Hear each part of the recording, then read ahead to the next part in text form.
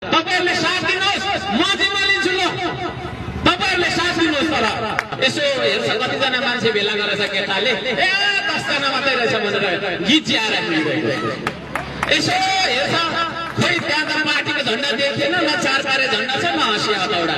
यसो यसो त राष्ट्रिय झण्डा छ त्यहाँ त जानु हुँदैन।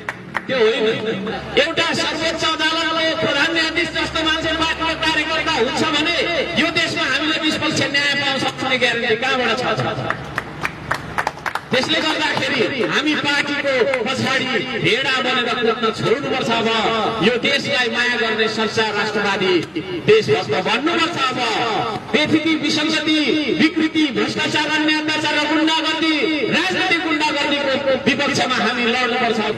हामी भ्रष्टहरुकै पछि लागिरहन्छौँ। यहाँ पूर्ववक्ता मित्रहरूले भनिसक्नुभयो धरान जस्तो ठुलो सहरमा उपस्थिति किन सानो त है? हामीले उठाएको कुरा त सबैभन्दा राम्रो छ भनेर फेरि फेसबुकमा त भन्छ नै, तर सशरीर हामी किन सहभागी गर्न सक्दैनौँ त भन्दाखेरि म त यो पार्टीको कार्यकर्ता, म त यो पार्टीको नेता, त्यहाँ गयो भनेदेखि त मलाई मेरो पार्टीले स्पष्टीकरण सोध्छ। त्यसो भएको कारणले गर्दा म त त्यहाँ जानु हुँदैन। अब हामी भेडा बनेर बस्नु हुँदैन, अब हामी सुँगुर बनेर सुतिराख्नु हुँदैन, अब हामी